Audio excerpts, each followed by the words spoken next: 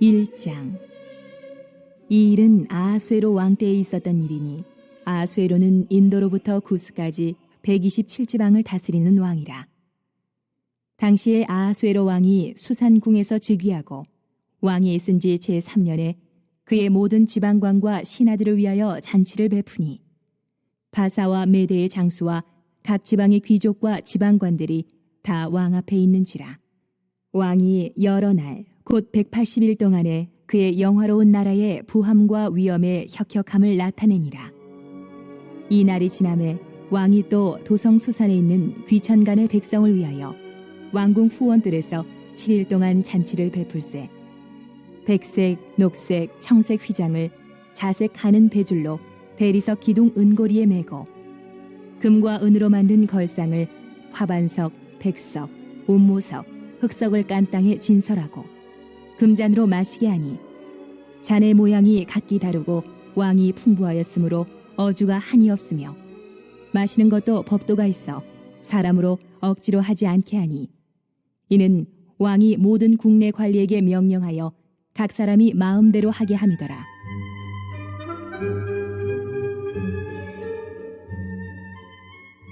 왕후 와스디도 아하수에로 왕궁에서 여인들을 위하여 잔치를 베푸니라. 제7일에 왕이 주흥이 일어나서 어전넷이 무후망과 비스다와 하르보나와 빅다와 아박다와 세달과 가르가스 7사람을 명령하여 왕후 와스디를 청하여 왕후의 관을 정제하고 왕 앞으로 나오게 하여 그의 아리따움을 뭇 백성과 지방관들에게 보이게 하라 하니 이는 왕후의 용모가 보기에 좋음이라.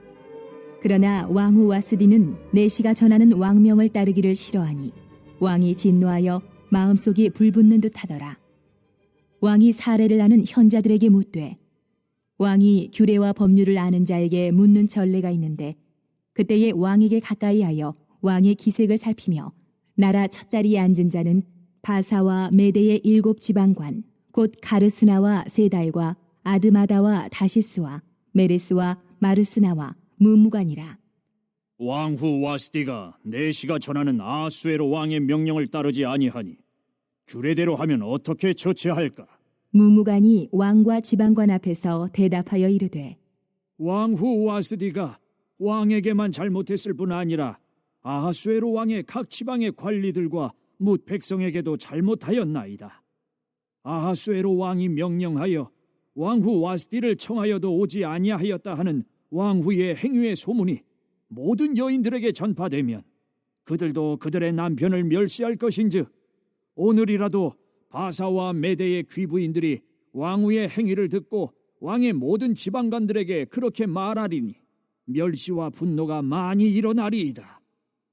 왕이 만일 좋게 여기실진데 와스디가 다시는 왕 앞에 오지 못하게 하는 조서를 내리되 바사와 메대의 법률에 기록하여 변개함이 없게 하고 그 왕후의 자리를 그보다 나은 사람에게 주소서.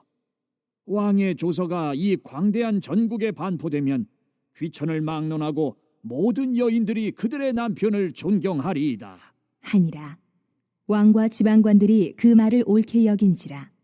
왕이 무무관의 말대로 행하여 각 지방 각 백성의 문자와 언어로 모든 지방에 조서를 내려 이르기를 남편이 자기의 집을 주관하게 하고 자기 민족의 언어로 말하게 하라 하였더라. 예, 오늘부터 이제 에스더 말씀을 같이 보게 되는데요. 에스더는 굉장히 좀 특이한 성경 중에 하나입니다. 우선 보기 전에 에스더 말씀에 참 하나님이라는 말이 전혀 없고요. 어떤 복음도 없고 뭐 신비한 것도 없고 이게 도대체 성경에 이런 이야기가 왜 들어갔나 싶은데 처음에는 나중에는 하나님께서 그런 가운데서도 역사하시는 그런 모습을 에스더에서 보게 됩니다. 이 말씀을 통하여서 우리가 또한 10장까지 있는데 큰 은혜의 시간이 되기를 주의 이름으로 축복합니다. 2차 세계대전 때에 유대인들을 히틀러가 600만이나 죽였지 않습니까? 그때 그 유대인들을 몰래 이제 숨겨주면서 한 800명 정도를 자기 집에서 숨겨주면서 살려준 사람이 있었다고 합니다. 바로 코리 텐 붐이라는 분인데 이분이 이제 뭐 책을 한두 권 써가지고 몇 년 전에 이제 많이 이제 히트를 치게 되었는데 네덜란드 분인데 온 가족이 유태인들을 이제 살려주는데 몰래 그 독일의 그 눈을 피해서 800명 정도를 보호하고 그들을 이제 살아나게 가스실에 들어가는 것을 몰래 이제 빼돌려 가지고 그런데 이제 그게 나중에 발각이 됩니다. 그래서 온 가족이 다 몰살을 당하고 독일군에 의해서 처형을 당하고 본인만 겨우 이제 목숨만 건지게 되는 참 끔찍한 일을 겪게 되었죠. 전쟁이 끝나고 나서 이 코리 텐 붐 여사가 복음을 전하면서 교회들을 돌아다니고 있는데 어느 날 한 교회에서 간증을 하고 있는데 그리고 이제 밖에 나와서 인사를 할 때 한 노 신사가 악수를 딱 청하는데 그 얼굴을 보고 굉장히 놀랬다고 합니다. 놀라는 정도가 아니라 막 분이 막 치밀어 올라서 다른 사람이 아니고 그 전쟁 때 자기의 일가족을 몰살을 지키는데 그리고 고문하는데 제일 앞장섰던 그 간수가 자기는 뭐 생각도 못 하고 있죠. 악수를 딱 청하고 있으니까 얼마나 화딱지가 났겠어요. 원수 덩어리죠. 그래서 그냥 순간에 눈물이 너무 나가지고 이분이 그 얼굴도 쳐다보기도 싫고 그래서 하나님 앞에 눈을 감고 기도하면서 울면서 기도하는데 하나님 제가 다른 사람은 다 용서하더라도 저 사람만은 내가 안 되겠다. 저거는 도무지 내가 용서가 안 된다. 하나님도 이해해달라. 이렇게 기도를 하는데 하나님께서 그때 또 마음에 감동을 주셔가지고 야 나는 저 네가 미워하는 저 원수 덩어리도 그 사람을 위해서 십자가를 지었다. 자, 이런 음성을 듣고는 이분이 또 그를 용서하고 악수를 청하고 그 오랫동안 마음속에 있었던 그런 응어리들을 다 내려놓게 되었다고 합니다. 제가 왜 이런 이야기를 하냐면 이분이 참 재밌는 글을 하나 썼는데 저도 인터넷에 찾은 건데 인생의 자수 뭐 이런 거예요. 자수가 뭐냐면은 북한군이 자수한다는 그런 이야기가 아니고 여자분들이니까 이렇게 술을 놓지 않습니까? 그 이야기를 이제 비유로 이야기한 거예요. 자기의 인생하고 여러 가지를 이제 섞어서 무슨 이야기냐면 우리의 인생살이가 자수의 그 뒷면과 같다라는 거예요. 그 아름다운 자수가 앞면은 예쁜데 뒷면을 보면 어때요? 온갖 실타래로 다 얽혀 있고 설켜 있고 뭐 이런 색깔 저런 색깔 다 꼬일 대로 꼬여가지고 엉망진창이 돼 있죠. 그 뒷면만 우리가 보면은 이게 도대체 무슨 그림인지 전혀 알 수가 없어요. 자, 그런 것처럼 우리 인생이 세상살이가 보면은 꼬일 대로 꼬여가지고 이렇게 저렇게 다 얽히고 설키고 이러는데 사실은 하나님은 뒷면이 아니고 아름다운 그 앞면을 만들어가고 있다. 이렇게 이제 굉장히 좀 좋은 글을 이제 쓰게 되었습니다. 자신의 인생을 보니까 그렇더라는 거죠. 그 용서할 수 없었던 그 사람을 용서하고 품고 또 그렇게 왜 우리 인생이 이렇게 내가 이렇게 하필이면 이런 것을 겪어야 되나 싶었는데 하나님은 그럼에도 불구하고 자신의 삶을 통하여서 그들을 통하여서 아름다운 걸작품을 만들어가고 있었다. 이런 설명을 합니다. 우리가 살아가다 보면 참 그런 것 같아요. 이래저래 얽힌 것 같고 잘 돼야 되는데 계속 뭐가 얽히고 설키고 어렵고 매듭이 있고 힘들어지고 계속 그래요. 우리가 그걸 보면은 도대체가 하나님은 우리 인생을 어떻게 이끌고 가고 계신가? 하나님이 우리 인생에 어떤 길을 주신다고 했는데 길은 보이지 않고 비전도 보이지 않고 오늘 우리가 읽게 되는 에스더서의 내용을 보면은 딱 맞는 그런 예화인 것 같아요. 예. 에스더서 처음에 유태인들이 겪어나가는 그때의 모습은 정말 어떻게 풀어나가야 될지 모르는 정말 비극의 비극이 계속 유태인들을 어렵게 만들었습니다. 멀리 포로로 끌려갔는데 그곳에서 또 그들이 오랫동안 이리저리 치이고 이 나라가 정권을 잡았다가 저 나라가 정권을 잡았다가 그들의 목숨이 하루아침에 날아갈 수밖에 없는 그런 상황 가운데서 캄캄하고 보이지도 않고 전혀 하나님의 이름을 부를 수도 없는 그런 상황. 그래서 오늘 성경에 보면은 하나님의 이름이 나오지도 않아요. 에스더서에는. 자, 그런 가운데 하나님의 이름을 함부로 부를 수도 없는 그런 상황. 실타래처럼 꼬일 대로 꼬여버린 이스라엘 백성들인데 사실은 그럼에도 불구하고 하나님은 가장 완벽하게 그들을 아름다운 모습으로 그들을 끌고 가고 있었다라는 사실입니다. 오늘 우리 인생 가운데서 하나님이 선명하게 보이지 않고 하나님께서 도대체 하나님이 나를 왜 이렇게 힘들게 만드실까라는 답답함이 있다고 하더라도 오늘 에스더 말씀을 통하여서 또 하나님의 손길을 깊이 만나시고 그 믿음으로 승리할 수 있는 저와 여러분들 되시기를 주의 이름으로 축복합니다. 자, 첫 장이니까 한번 배경을 조금 이야기를 하면은 우리 1절 먼저 한번 읽어봅니다. 1절 말씀 시작. 이 일은 아하수에로 왕 때에 있었던 일이니 아하수에로는 인도로부터 구스까지 127 지방을 다스리는 왕이라. 지금 한참 시끄러운 그 이란 이야기입니다. 이란이 페르시아인데 이 페르시아가 한때 제국을 형성했을 때가 있어요. 엄청나게 이제 넓은 땅덩어리를 갖고 있는 거죠. 인도에서부터 구스는 지금 이제 에티오피아 지역이니까 아시아서부터 아프리카까지 대제국을 127개를 나눠가지고 다스리고 있을 때, 자 그때 이제 그 왕이 누구냐면은 아하수에로 왕이다 이렇게 되어 있습니다.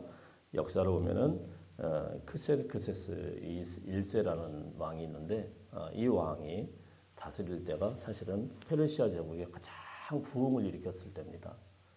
이 왕이 엄청나게 무서운 왕이에요. 사실은 굉장히 무서운 왕입니다. 우리 에스더서를 보면서 참 따뜻한 왕으로 생각할 수 있는데 역사적으로 무지무지 무시한 왕 중에 하나입니다.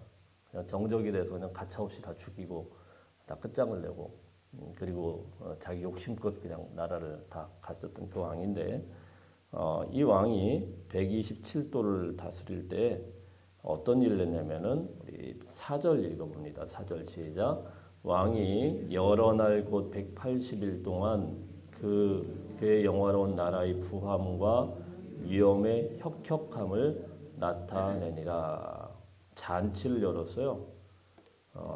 잔치를 열었는데 3절에 보면은 그냥 127도에 있는 모든 그 관료들을 다 뽑아놓고 뽐내는 잔치를 180일 동안에 180일이면은 몇 달이죠? 6달이죠. 6달 동안 1년의 절반을 계속 잔치를 무슨 뭐 특별한 일이 있는 게 아니고 야 내가 이 정도 왕이다. 누가 나한테 함부로 하겠냐 이런 과시하려고 180일 동안을 잔치를 열었답니다. 자 그래서 5절에 보면은 그 후에도 5절 한번 더 읽어볼까요? 시작. 이날이 지남에 왕이 또 도성 수산에 있는 귀천간의 백성을 위하여 왕궁 후원들에서 7일 동안 잔치를 베풀세. 이때 이제 수산이 이제 제일 이제 그 궁궐이 있는 도시였는데 거기에 사는 게 모든 사람들 귀천이라고 하니까 귀한 사람이나 천민들이나 백성들을 다 모아다 놓고 아주 축제의 잔치를 또 7일 동안 열게 됩니다. 근데 이 잔치가 얼마나 화려한지를 쭉 보이는데 6절에 보면 백색, 녹색, 청색 휘장을 자색 가는 배줄로 대리석 기둥 은고리에 메고 뭐 읽기도 힘들어요. 그다음에 밑에는 또 화반석, 백석, 분모석, 흑석을 깐 땅에 진설하고 굉장히 화려하게 만들었어요. 7절에 보면은 금잔으로 마시게 하고 잔도 은잔도 없습니다. 금잔으로 막 퍼 마시고 또 마시는 것도 법도가 있어서 억지로 하지 않도록 하여튼 엄청나게 화려한 잔치를 베풀었다 이렇게 말씀을 하고 있습니다. 한껏 위엄을 뽐내면서 야 내가 이 127도를 다스리는 황제야 막 이걸 나타내려고 어마어마한 잔치를 베풀었어요. 여러분 오늘 이 말씀을 가만 보면서요 어떻게 보면은 세상은요 그냥 이렇게 이런 뻑적지근한 잔치 베푸는 것처럼 이 권력 있는 사람들이 그냥 이래 저래 자랑질하고 뽐내고 그냥 으스대고 자, 그런 세상 속에서 우리도 세속적으로 똑같으면 어때요? 야 나도 한번 저렇게 한번 해보고 싶다. 자 이렇게 될 수가 있습니다. 돈이 최고라고 이야기를 하고 건강이 최고라고 말하고 자식 잘된 것을 또 뽐을 내고 사람들은요 이 자랑질은 누가 안 가르쳐줘도 너무 잘해요.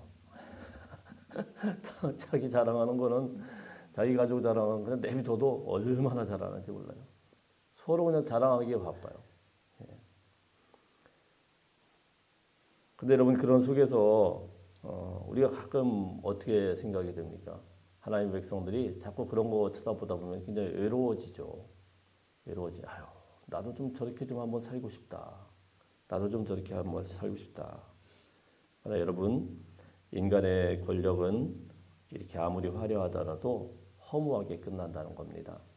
인간의 영광들은 아무리 찬란해도 잠깐뿐일 것이고 대단한 잔치도 금방 끝나게 됩니다.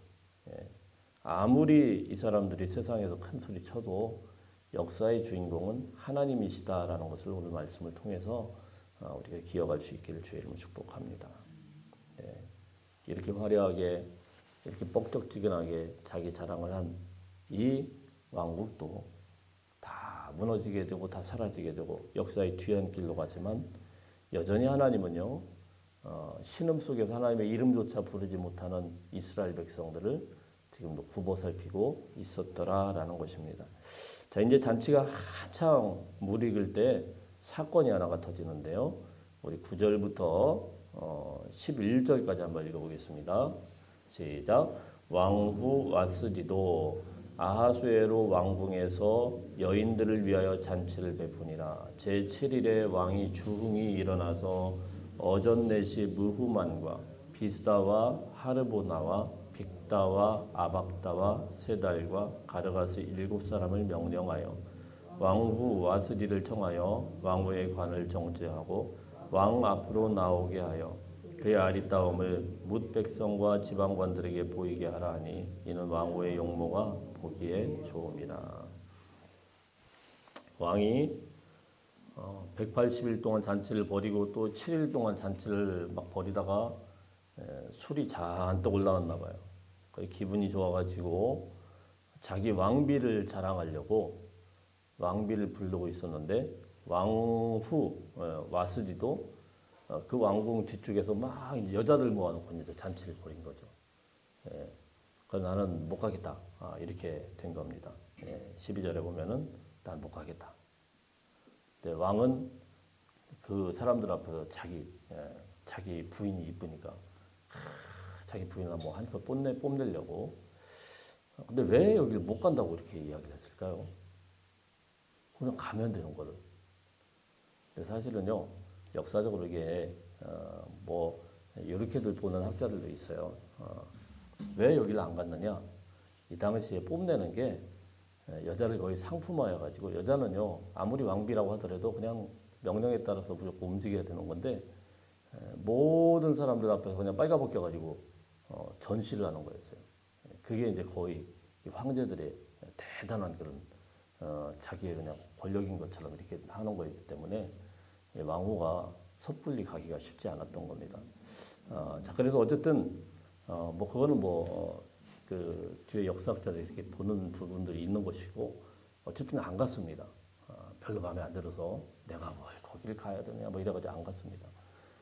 그래서 안 갔는데 이게 이제 큰 이제 문제가 되어가지고 드디어 이제 이것 때문에 결국은 2장에 보면은 아하수에로 왕이 화가 나가지고 온 나라에 이제 조서를 발동해서 왕후를 발탁을 하게 됩니다. 그 후에 이제 에스더가 드디어 이 대제국 황제의 왕비로 간택이 되는 그런 일이 열려지게 되는 것입니다.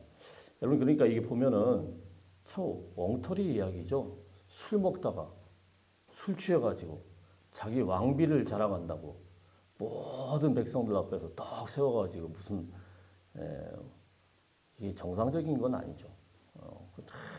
와라 그랬더니 안 왔다고 말을 안 들었다고 13절부터 보면은 이제 자기들끼리 회의를 합니다. 왕비 한 번 안 왔다고 회의를 해요. 그 회의 내용이 뭐냐면은 야 이렇게 되면은 왕비가 저렇게 하면은 우리 모든 여자들이 집에서 남자 말을 안 들을 것이다. 이게 회의 내용의 결정입니다. 여러분 어떻게 생각하세요? 어이가 없죠. 말도 안 되는 이야기죠. 그래가지고 그거를 왕이 조서를 쓰고 법까지 만들어가지고 딱 결정을 합니다. 각 127도의 그 각 나라 언어로 다 번역을 해가지고 야 앞으로 남편 말을 똑바로 들어야 돼. 자 이런 조서를 딱 보낸 겁니다. 그게 우리 22절 말씀 읽어볼까요? 20절 말씀 시작. 각 지방 각 백성의 문자와 언어로 모든 지방에 조서를 내려 이르기를 남편이 자기의 집을 주관하게 하고 자기 민족의 언어로 말하게 하라 하였더라. 술 취해가지고 이 왕이 왕비가 한번 안 나타났다고 화딱지가 난다고 회의를 해가지고 그래 딱 결정한 내용이라는 게 야 남편의 말을 똑바로 들어 이걸 갖다가 조서를 해가지고 전국에 보낸 거예요. 참 어이가 없죠. 지금으로 생각하면 진짜 큰일 날 일이죠. 지금 그런 식으로 했다가는 뭐 저런 인간이 있나요? 난리가 나는데 옛날에 이렇게 조서까지 내린 겁니다. 왕비가 버릇없다고. 근데 참 이게 놀라운 거는 이게 살다 보면 왕비의 입장에서는 이거 너무 심한 거 아니냐. 그래서 이제 그다음부터 이제 감금이 돼가지고 나타나지도 못하게 되었는데 이래서 한 번 안 나타난 것 때문에 왕후 와스디가 이제 끝장이 나고 이제 거기서 폐위가 되게 됩니다. 어떻게 보면은 왜 이렇게 인생이 꼬여갈까 싶은데 그런데 이것이 결국은 하나님이 하나님의 백성들을 또 살리시고 구원해내시는 그런 계획 가운데 있었더라라는 겁니다. 실수였었죠. 왕후도 실수한 것이고 왕도 술 취해가지고 그냥 흥분해가지고 뭐 그냥 갑자기 나와라 말라 그리고 안 나올 수도 있죠.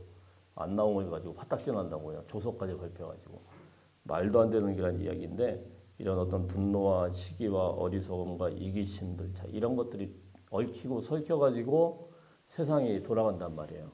그런데 오늘 성경에서 참으로 놀라운 것은 그럼에도 불구하고 여기서 하나님의 하자도 부르지도 않지만은 하나님은 역시 하나님의 그 역사의 주관대로 그를 이끌고 가고 계셨다라는 겁니다. 참 놀라운 거는요. 하나님은요. 역사를 내버려 두는 것 같지만 그렇지 않아요. 항상 하나님의 그 주관대로 주권대로 이끌고 가고 계신다는 것입니다. 성경은 어떤 인간의 어떤 악함, 인간의 실수, 인간의 어리석음, 이런 것들이 온다고 하더라도 이 모든 것들을 선으로 바꾸시는 하나님의 은혜가 있더라 이렇게 말씀을 하고 있습니다. 오늘 우리가 살다 보면은 때로는 실수가 있고 좌충우돌하다가 그냥 뭐 말도 안 되는 결정을 내리고 우리가 돌이켜 보면은 내가 그러지 말아야 되는데 이런 생각이 들죠. 여러분 그럼에도 불구하고 하나님은 우리가 기도한 대로만 이끄는 것이 아니고 하나님의 섭리대로 우리 인생을 계속 주관하고 이끌고 가고 계심을 믿으시길 바랍니다.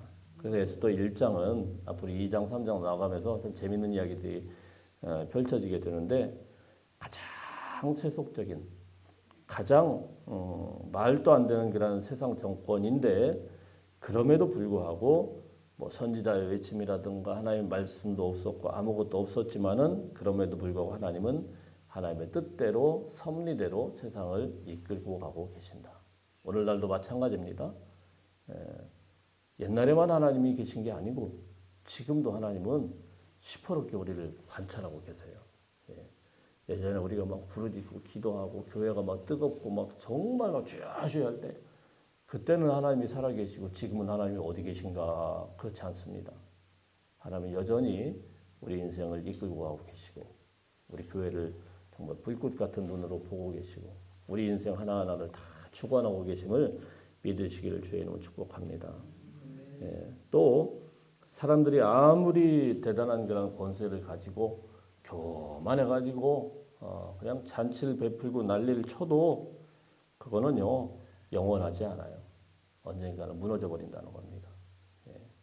그리고 또 한 가지는 실타래처럼 얽히고 설킨 그런 도대체가 이게 어떻게 굴러가는지 알 수가 없는 그런 속에서도 하나님의 계획은 여전히 숨어 있다는 것입니다. 그래서 저는 요즘에 전쟁 보면서 저거 진짜 도대체 어떻게 될까? 그냥 언젠가부터 몇 년 전부터 정말 세계의 이 스트롱맨들 몇 명이 아주 그냥 힘들게 만드는 것 같아요. 시진핑부터 푸틴부터 트럼프까지 요즘에 그냥 난리가 나고 이스라엘에도 네타냐후 막 이 사람도 막 난리가 나고 그 사람들이 지금 막 전 세계를 뒤흔들고 있는데 그럼에도 불구하고 하나님은요 계속 엎치락뒤치락하는 세계 속에서도 하나님의 뜻을 계속 이끌고 가고 계셨고 지금도 주의 백성들을 구원해내고 계시고 불러내고 계심을 믿으시기를 주의 이름으로 축복합니다. 결국은 하나님의 뜻대로 이루어주시고 하나님의 계획대로 이끌고 계심을 믿으시고 신실하신 하나님을 찬양하는 하루가 되시길 축복합니다.